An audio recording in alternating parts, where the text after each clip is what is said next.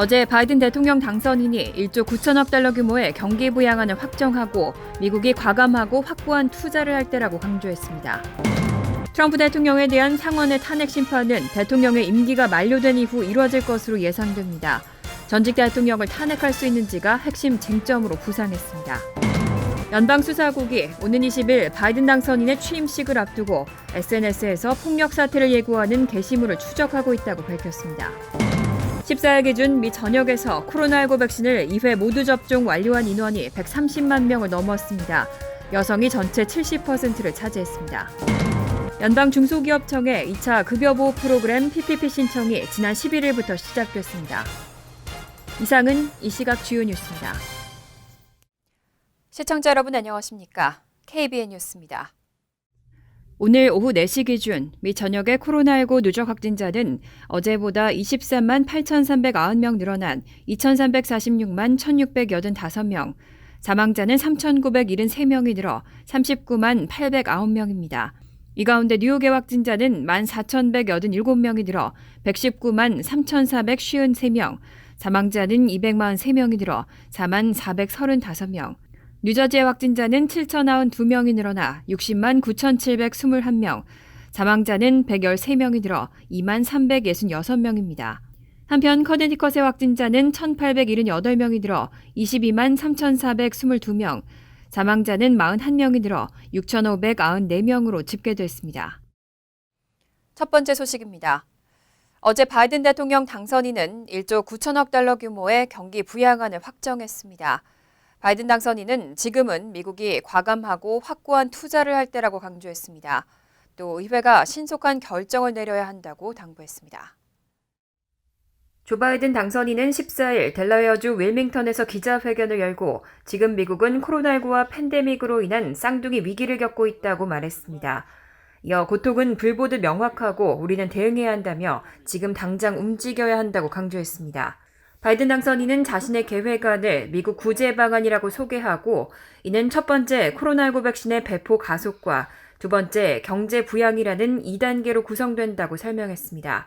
이날 발표된 1조 9천억 달러의 경기 부양안에는 전 국민을 상대로 한 1,400달러의 현금 지급과 주당 400달러의 실업수당 보조, 최저시급을 기존 7달러 25센트에서 15달러로 인상하는 방안 등이 포함됐습니다.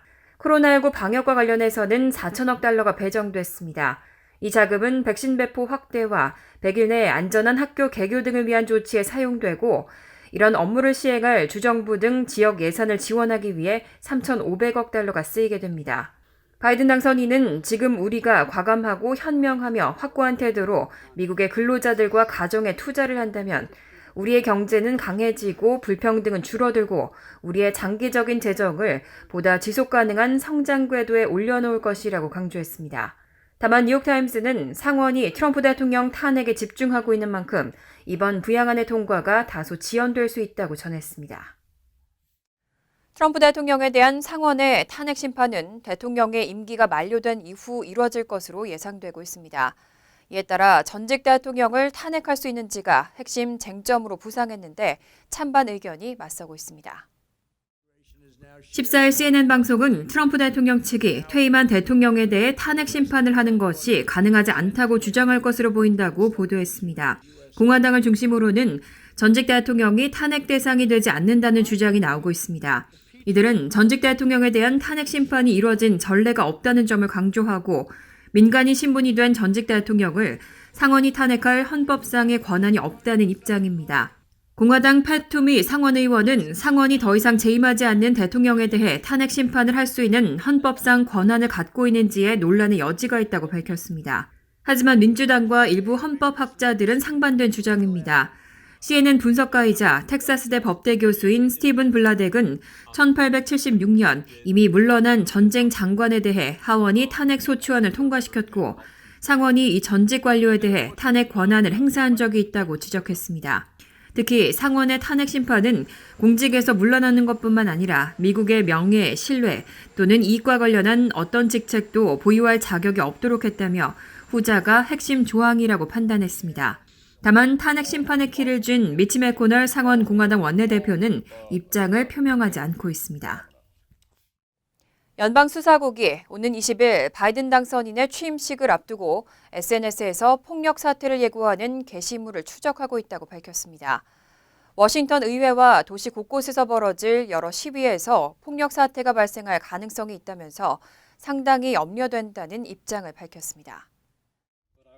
14일 크리스 레이 FBI 국장은 워싱턴에 위치한 연방 재난관리청 본부에서 마이크 펜스 부통령의 취임식 관련 보고를 하며 SNS에서 폭력 사태를 예고하는 게시물을 추적하고 있다면서 상당히 염려된다고 밝혔습니다. 레이 국장은 취임식 날 벌어질 수 있는 잠재적인 폭력 시위와 활동을 추적하고 있다고 강조했습니다.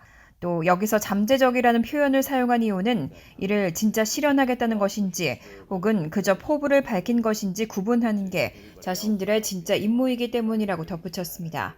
레이 국장은 워싱턴 의회와 도시 곳곳에서 벌어질 여러 시위와 집회에서 폭력 사태가 발생할 가능성을 우려하고 있다며 무장한 개인들이 정부 청사와 고위급 관계자들에게 접근할 수 있다고 경고했습니다. 제임스 머리 비밀경호국 국장은 비밀경호국과 협력기관은 지난 9개월 이상 취임식을 계획했다며 넓은 시야와 냉철한 태도를 유지하고 지난 6일 의회 난입 사태에서 겪은 사태를 성찰하고 있다고 보고했습니다. 머리 국장은 우리는 모두 1월 6일의 사태를 겪었다며 질서 있는 정권 인수와 안전한 취임식에 전념하겠다고 강조했습니다. 펜스 부통령은 보고를 받은 뒤 안전한 취임식을 위해 힘써달라며 거듭 당부했습니다. 한편 바이든 대통령 당선인의 취임식 날 워싱턴 DC 명소인 내셔널몰은 전면 폐쇄됩니다.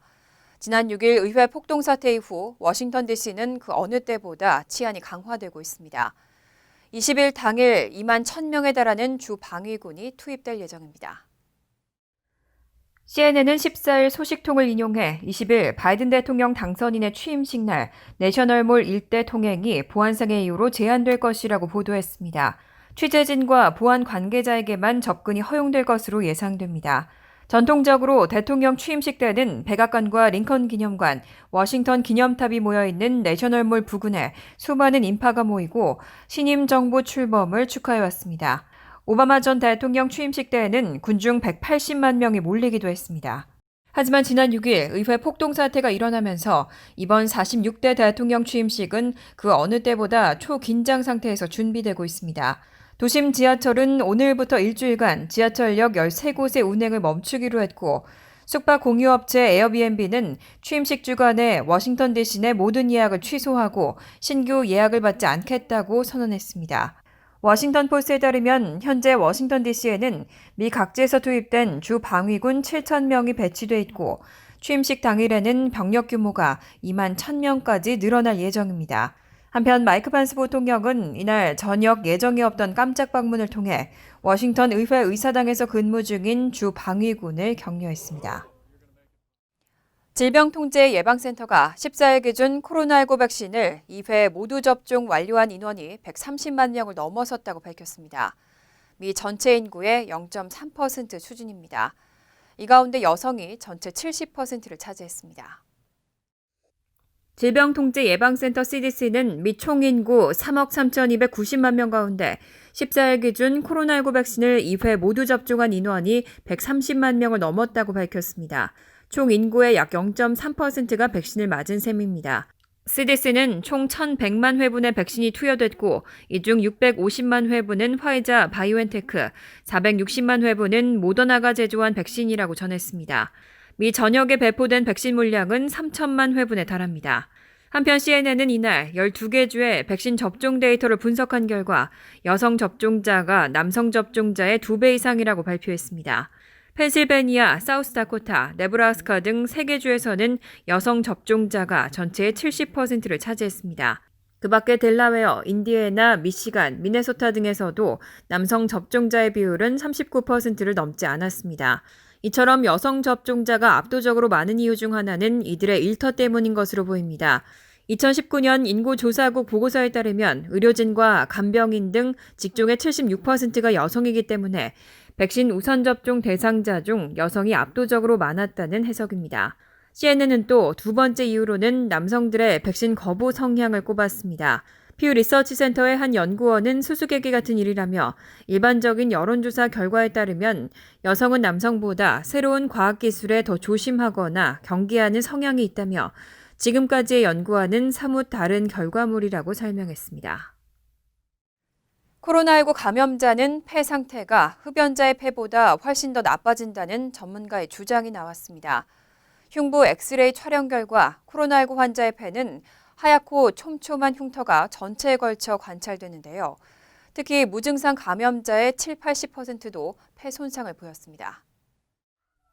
13일 CBS 방송은 브리터니 뱅크헤드 캔달 박사가 이날 트위터를 통해 코로나19에 감염된 환자의 폐는 우리가 지금까지 본 어떤 흡연자의 끔찍한 폐보다 더 나빠 보인다고 밝혔다고 보도했습니다. 그는 이와 함께 건강한 폐와 흡연자의 폐, 코로나19 환자의 폐를 촬영한 엑스레이 사진을 올려 나란히 비교했습니다. 사진에서 건강한 폐는 대부분이 깨끗한 공기를 나타내는 검은색이었고 흡연자의 폐는 손상 때문에 흰색 선이 관찰됐습니다. 이어 코로나19 환자의 폐는 온통 흰색으로 채워져 우려알과 반응 등으로 크게 손상된 모습을 보였습니다. 뱅크헤드 캔달 박사는 CBS 댈러스에 출연해 코로나19 환자의 폐는 하얗고 촘촘한 흉터가 전체에 걸쳐 관찰된다며 당장은 아무 문제가 없다고 느끼더라도 분명 나중에 문제가 생길 수 있다고 우려했습니다. 또 코로나19에서 회복한 뒤 호흡곤란을 겪고 있다면 꼭 의사에게 알려야 한다고 조언했습니다. 코로나19로 호흡기 증상을 보인 이들은 모두 흉부 엑스레이 결과가 이처럼 심각했고 무증상 감염자도 70~80%는 폐 손상을 겪었습니다. 존스홉킨스 대학 보건안전센터의 아메시 아달자 박사는 코로나19에 걸렸던 일부 환자들은 앞으로 수년간 그 영향을 체감할 것이라며 코로나19에 심각한 폐렴이 겹치면 폐가 영구적으로 손상될 수도 있다고 말했습니다. 마스크를 써도 거리 두기를 지키지 않으면 코로나19 감염의 확산을 막기 힘들다는 주장이 나왔습니다. 마스크를 착용했다고 안심하고 다른 사람들과의 접촉이 그만큼 늘어났기 때문이라는 분석입니다. 벌몬트 대학교 연구진들이 급증하는 코로나19 감염 확산을 늦추기 위해서는 마스크 착용뿐만 아니라 거리 두기에 대한 정책 당국의 적절한 홍보가 이뤄져야 한다고 전했습니다. 이번 연구는 증상이 나타나지 않은 일반 인구 중 코로나19 유명률을 확인하고 감염자와 비감염자의 행동 및 환경적인 차이를 확인하기 위해 진행됐습니다. 연구진은 지난 3년간 버몬트 대학병원에서 치료를 받은 경험이 있는 18세에서 70세 사이의 환자 12,000명 중 2020년 4월 30일부터 5월 13일까지 코로나19 검사를 받은 1,694명을 대상으로 연구를 진행했습니다. 우선 코로나19 전파를 유도하는 주요 위험 요소는 조사 대상자가 다른 성인 및 고령자들과의 접촉 횟수인 것으로 나타났습니다. 연구진의 분석에 따르면 우선 마스크를 착용한 사람들은 그렇지 않은 사람들에 비해 일상적인 접촉이 더 많이 일어났고 그 결과 더 높은 비율로 코로나19에 감염됐습니다.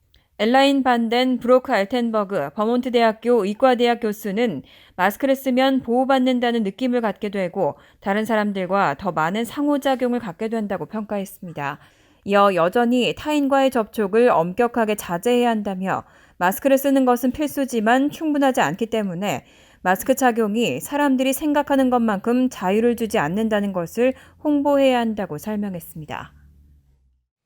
코로나19 사태 이후 뉴욕 임대용 아파트 세입자들의 밀린 임대료가 20억 달러를 넘는 것으로 추산됐습니다.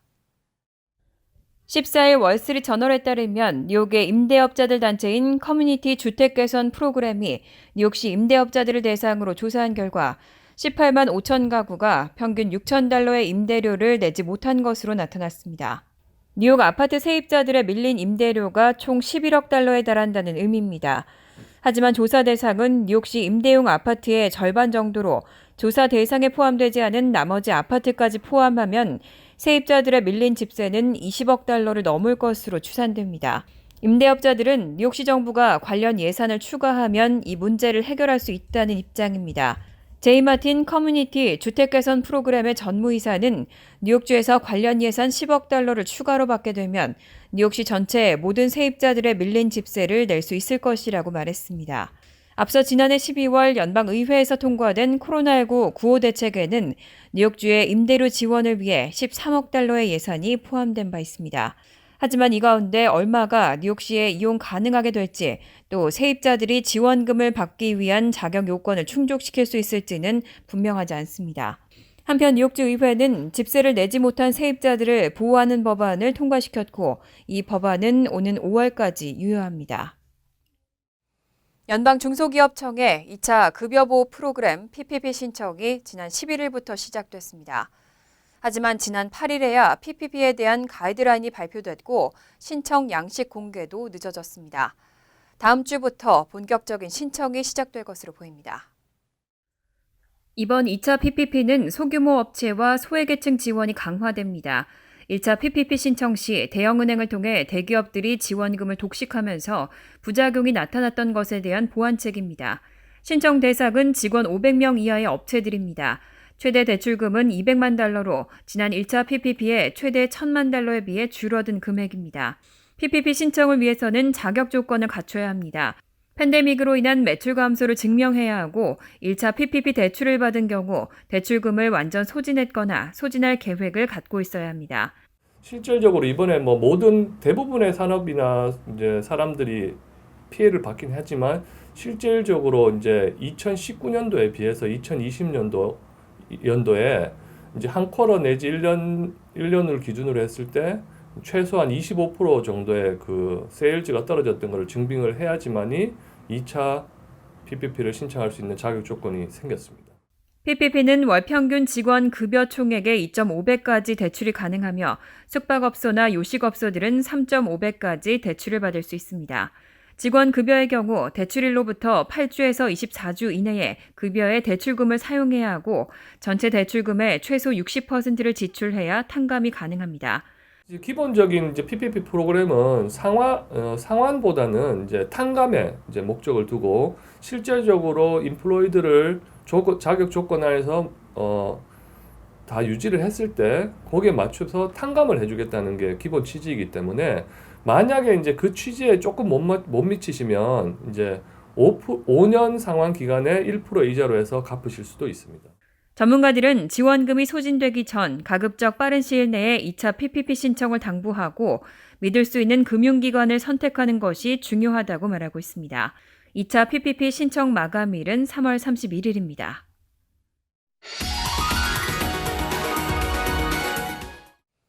이어서 LA 지역 한인사회 소식입니다. 게빈 뉴섬 캘리포니아 주지사는 코로나 팬데믹에 부적절하게 대처했다는 이유로 리콜 청원이 진행되고 있는데요. 캘리포니아주 민주당 의원들이 이런 리콜 움직임을 쿠데타라고 표현하면서 이에 대한 비난이 쇄도하고 있습니다.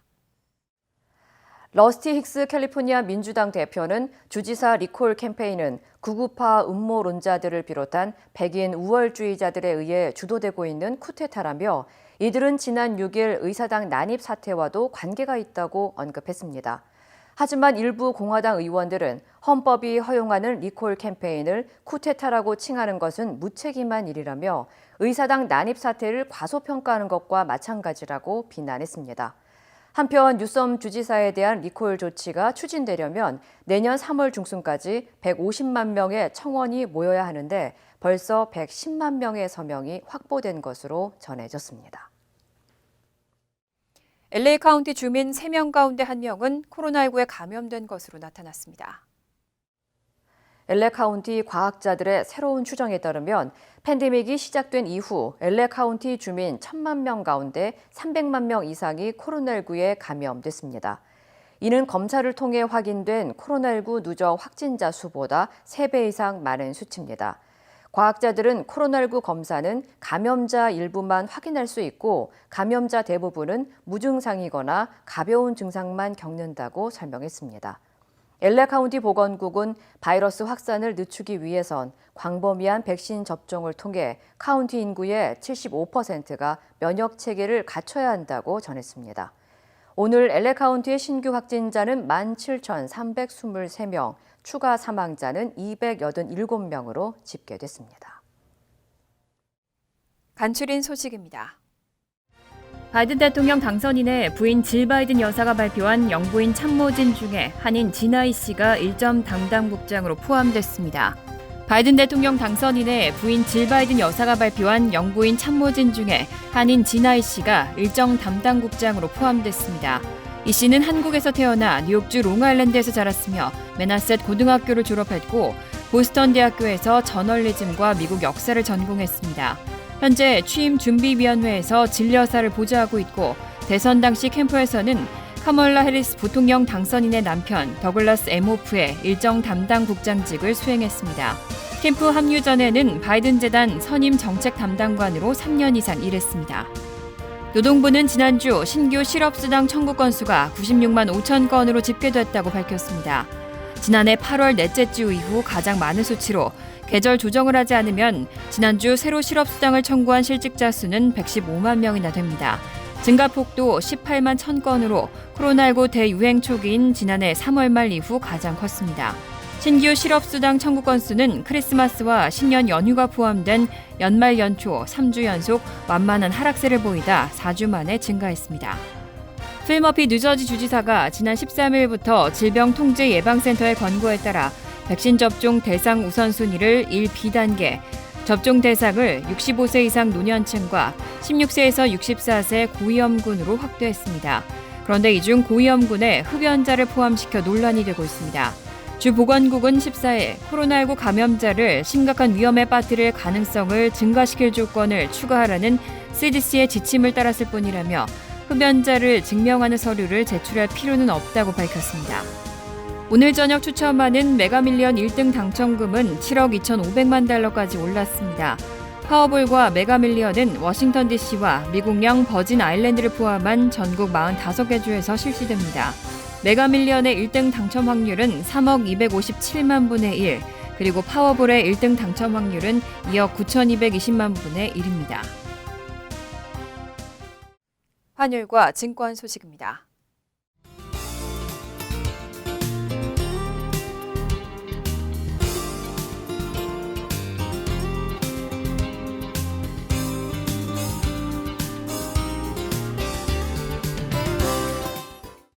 이어서 날씨입니다. 토요일은 오전 중 비가 내린 후 오후에는 구름만 많겠습니다. 낮 최고 기온은 48도, 섭씨 9도, 밤 최저 기온은 35도, 섭씨 2도로 예상됩니다. 일요일은 화창한 가운데 가끔 구름이 끼겠습니다. 월요일도 가끔 구름이 끼지만 대체로 화창하겠습니다. 이상으로 KBN 뉴스를 마칩니다. KBN과 함께 즐거운 저녁 되시기 바랍니다.